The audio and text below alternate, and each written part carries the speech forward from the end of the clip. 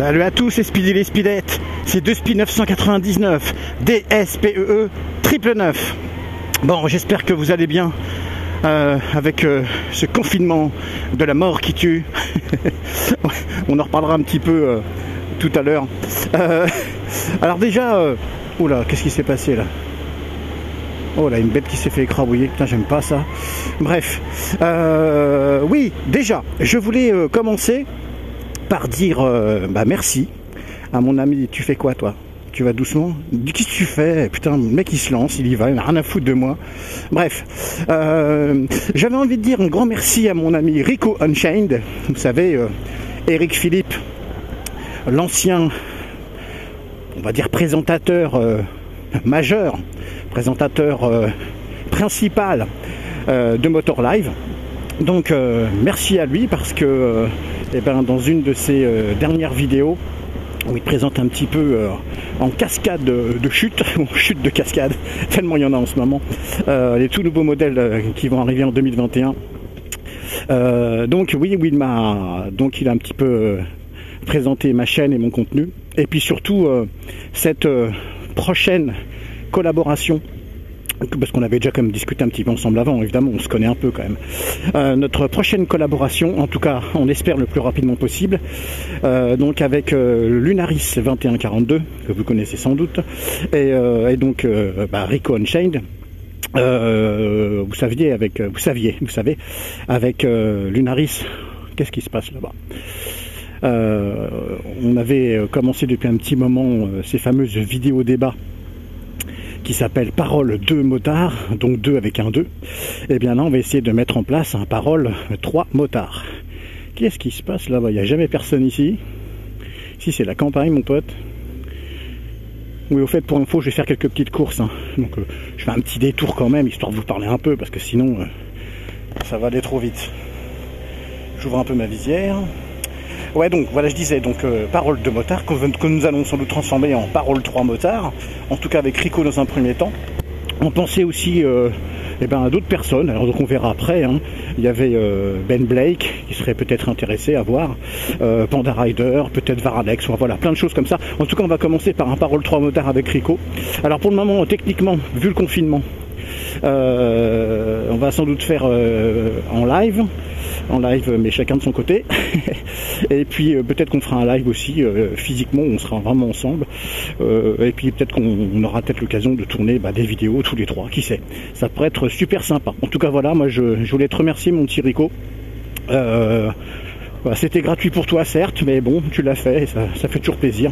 Comme moi, effectivement, j'ai pu le faire pour de nombreux motovlogueurs qui le méritaient, qui avaient besoin évidemment mais qui pour moi en tout cas méritaient d'être plus connus et reconnus. Voilà. Alors justement, j'en profite, dans mon dernier live j'ai fait quelques petits coups de pouce, j'avais oublié. Alors j'avais oublié, non, j'avais pas oublié parce qu'on ne se connaissait pas encore suffisamment. Alors j'avais pourtant dit que j'arrêtais de faire des coups de pub. Pourquoi? Pas parce que je veux pas, au contraire. Et parce qu'à chaque fois que je promets, et je mets un temps fou à le faire parce qu'en ce moment c'est compliqué. J'ai eu le Covid. Tiens d'ailleurs, ma femme et mes enfants ont eu le Covid. Salut, un petit V, il fait pas de V, ils sont sympas les scouts, hein. J'aime bien, c'est qu'ils se plaignent tout le temps qu'on leur fait pas de V, puis à chaque fois que je leur en fais un, je vais aller me faire foutre. Voilà, bon, c'est pas grave, je ne vais pas pour autant, en faire tout un amalgame. Bref, j'en étais où? Alors, n'oublions pas que j'ai 48 ans, que j'ai une mémoire de poisson rouge. Oui, voilà, qu'est-ce que tu fais, mec? Je sais pas pourquoi tu es si long. 76 peut-être. Et tu mets pas ton clignotant non plus. Ça par contre, c'est pas parce que tu es 76 qu'il faut pas mettre ton clignotant. Bref.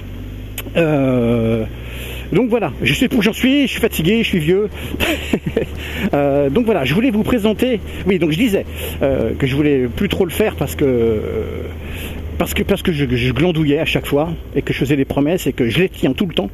Mais il me faut un peu de temps. Donc je vais quand même en profiter pour présenter quelqu'un qui est devenu rapidement un ami. Alors évidemment c'est encore un peu virtuel parce qu'on ne s'est pas encore vu, mais on a quand même déjà bien échangé déjà autour de notre vie. C'était la voiture de ma femme. Je crois bien, j'espère que je ne me suis pas gouré, qu'elle allait faire ses courses. Putain, mais je vais y arriver. Donc, donc on a beaucoup échangé autour de notre vie passée donc en région parisienne, avec quelques petites similitudes, on va dire sociales, quelques petites similitudes de vie, de parcours, comme j'aime bien le dire. Et puis voilà, le même âge que moi, un peu le même état d'esprit, un peu la même philosophie humaine et motarde. De toute façon, les gens qui sont totalement à l'encontre de ma philosophie, c'est un peu compliqué pour moi. Alors, c'est pas que je n'accepte pas, hein, c'est que voilà, chacun fait ce qu'il veut, chacun pense comme il veut. Mais bon, les gros fachos, les gros racistes, les gros cons de première, les gens qui réfléchissent à rien, qui se laissent vivre bêtement, ça m'intéresse pas trop. Donc voilà, donc je vais vous le présenter. Donc je vous présente sa chaîne, il s'appelle VMAD. Alors VMAD comme VMAX. Pourquoi? Parce qu'il est peut-être, je vais peut-être me prononcer un peu trop vite, mais je m'en fous, j'assume, il est peut-être le plus grand passionné de VMAX de tous les temps. Alors non, il y en a d'autres, hein, évidemment, mais donc Madani s'appelle, Madani est complètement taré des VMAX. Voilà, c'était un de ses rêves d'enfant. Un jour, en sortant d'un café à côté de son lycée ou son collège, je sais plus, il avait vu ce fameux VMAX en 86, donc ça ne rajeunit pas, effectivement. Il était complètement subjugué par la beauté de cette machine et il s'était juré de pouvoir la posséder un jour. Et maintenant, c'est chose faite, enfin, depuis déjà un petit moment, puisqu'il a un 1200 VMAX. Magnifique, magnifique. Tu te pousses, s'il te plaît, merci. Le mec, il est en plein milieu de la route. Et puis un 1700 VMAX. Alors, franchement, deux merveilles. Même si moi, j'ai un peu plus... comment dire, de goût en tout cas pour le 1200 VMAX, parce qu'il est mythique, parce qu'il est légendaire, parce que c'est le plus beau. Mais enfin, faut avouer que le 1700 VMAX c'est un monstre, c'est un truc de malade. Voilà, j'aime moins, mais bon, c'est comme ça. Je pense que pour Madani, c'était une forme de continuité, le fait de pouvoir posséder les deux dans sa collection. Voilà, sans doute que le 1700 VMAX n'aura jamais la même réputation, c'est même certain, puisqu'il est issu du 1200 VMAX idéologiquement, de toute façon, philosophiquement on va dire. Donc il est évident que ça ne sera pas le même succès. Enfin voilà, bon.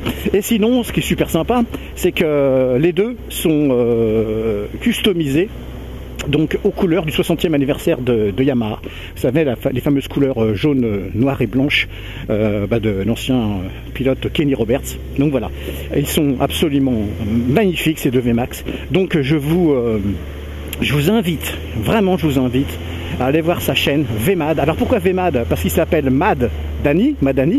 Et puis voilà, donc il l'a changé en VMAX, il l'a changé en VMAD. Et ce qui est génial, c'est qu'en plus il a même changé le logo de la bécane et qu'il a changé donc en VMAD. Et c'est super bien fait avec la même police d'écriture quoi. Et franchement c'est super sympa. Donc voilà, donc allez voir sa chaîne, vous allez voilà, vous allez partager la passion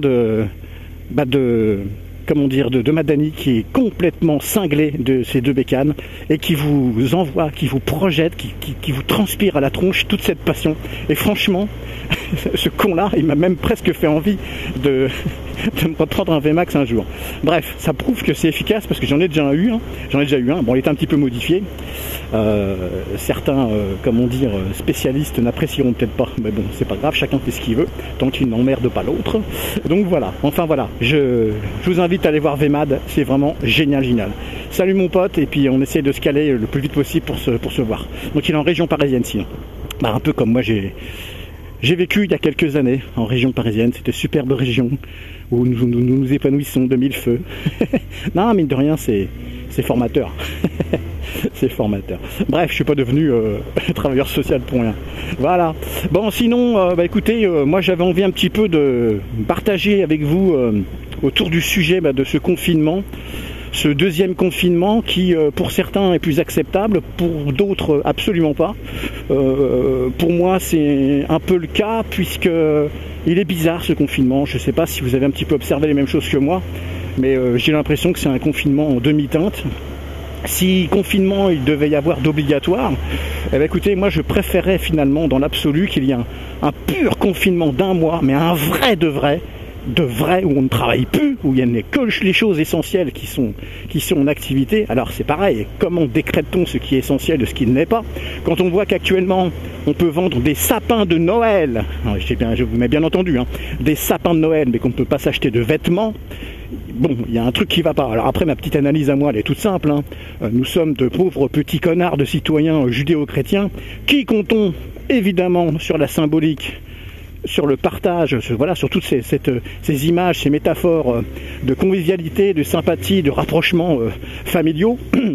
Et évidemment, si on peut acheter notre petit sapin, on va peut-être un peu plus fermer notre gueule et on va plus ou moins facilement accepter le confinement. Eh bien oui, on va pouvoir fêter Noël. Hein, c'est la récompense si on est sage. Si on est très très très sage et qu'on ne fait pas de bêtises, on pourra fêter Noël avec notre petit sapin. Enfin bref, voilà. Donc oui, je suis très très très partagé sur cette notion de produits essentiels. Pour moi, rien que les vêtements, mais c'est méga important. Parce que oui, on peut en acheter sur internet, mais enfin moi j'essaye tous mes vêtements. Alors vu comment je suis gaulé, hein, certains connaissent un peu mon gabarit, je suis obligé nécessairement d'essayer mes vêtements, quoi. Je ne peux pas faire autrement. C'est impossible.